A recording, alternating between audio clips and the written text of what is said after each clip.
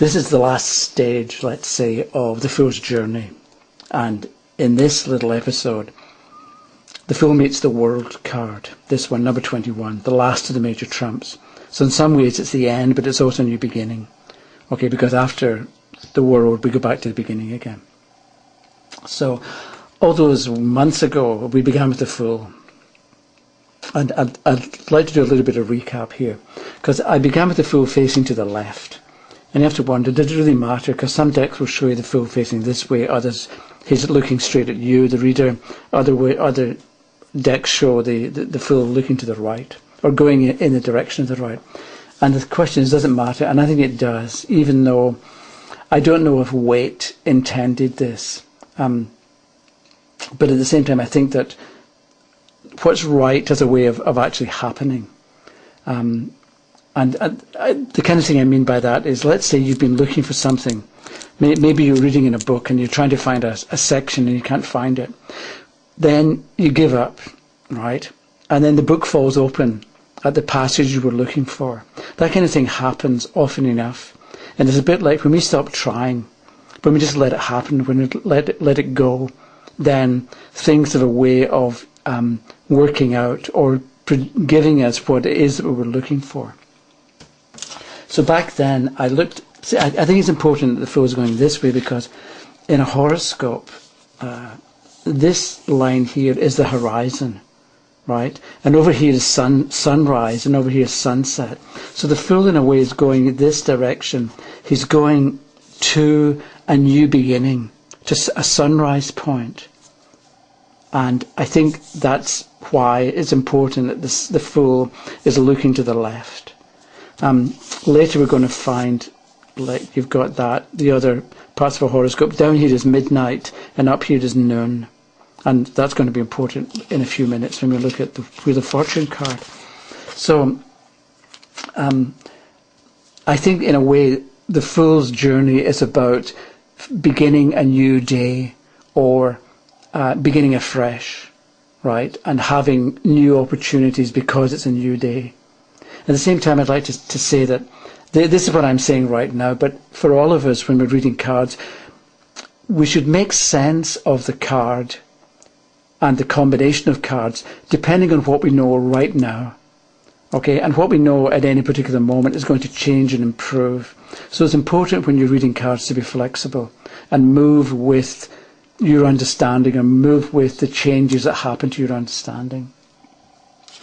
So we had this little idea of the Fool meets, he's on a journey, he meets the magician, the high priestess, and so on. At a certain point, it's like he's going along in a straight line. Then we've got the Emperor. And if you look, the Emperor is sort of up high, as is the Hermit. Okay? So it's like, at this point he meets the Emperor, and then he comes down and goes along. Then he goes up again to meet the Hermit. So it's a bit like, because these cards are up on top of something, it's a bit like with the Hermit and the Emperor, but with those particular cards, the Fool has to change his way of looking at something, right? Because you're up high and then you have to come back into the valley again. And then when we get to the Wheel of Fortune card, here we've got a circle for the first time. So with this card we've got the idea of repetition and cycles, whereas with the other earlier cards it's like this is what's going on. But here we're introduced to the idea of things repeating and happening more than once. So at this point, are we going to go clockwise or anti-clockwise? And so if you go this way, then you're going to think certain thoughts. If you go this way, then you're going to think different thoughts. And that's what I was meaning about making sense of it depending on your understanding at any particular time. So I think at this point, because the Hanged Man is coming up and he's sort of going down this way, I want to take a look at this Wheel of Fortune and go this way.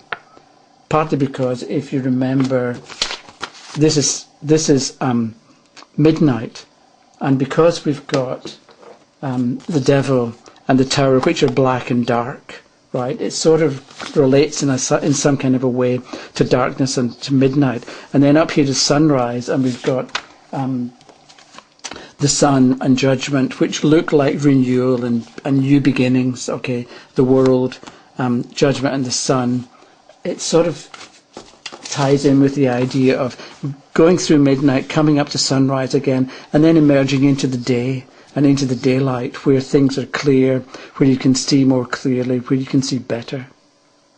So I want to say that the world represents, because you've been through the whole thing, the world can represent success and completion. So let's say somebody wants to know, am I going to get a promotion? And the world comes up, then yes, it's going to work out for you. And even if the world is reversed, I think it means that it's still going to be pretty good. It may not be perfect. It may not be exactly as you expected, but it's still going to be good. Or if the question's, am I going to meet somebody and have a good relationship, and the world comes up, the answer is yes, it's going to be good. And even if it's upside down, it doesn't mean no. I think it's more like it's going to be a really good relationship, but you have to remember that it's not going to be perfect. And so when things don't go exactly as you want, relax and just, go with it. So it's interesting with this particular card, we've got the 4 fixed signs of the zodiac around the outside. Taurus is the bull, Leo is the lion, Scorpio is the eagle, and Aquarius is the man. Okay? So they're sort of in the background looking on, right? And so I want to, one of the things is that the 4 fixed signs of the zodiac are called or also known as the 4 faces of God, right? So it's like there's something else going. Okay, that's the world and sort of daily life within the ellipse here. Okay, this is one way of looking at it. Again, it's what I'm doing at the moment. So, and yet outside or beyond everyday reality, there's something else going on. The 4 fixed signs are here. So, and I sort of want to say, there's what appears to be going on and what's really going on. And what's really going on relates to these 4 fixed signs here. And that's why the subtitle, I think, of this video is going to be, can you be the fool? Right? Can you be adventurous and take risks and live fully? Can you be the fool but not be fooled? Right? Because there's what appears to be going on and what's really going on.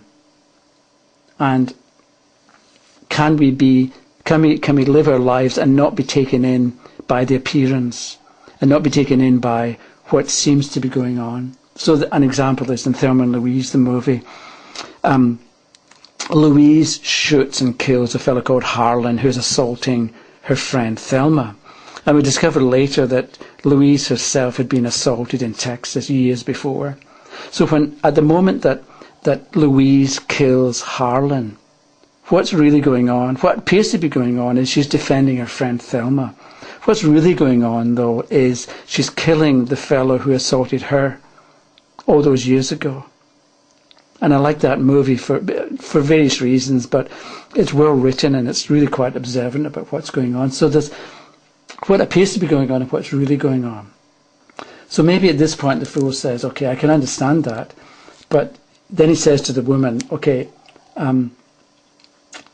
how do I do this? How do I see what's going on and not react to the appearance? And let's say the woman says to the fool, what you do is you respond to what people mean and not what they say.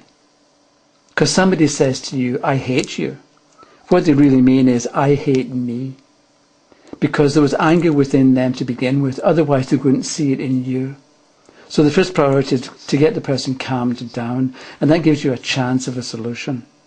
Whereas just reacting to what they say, you're going to become defensive and try to protect yourself.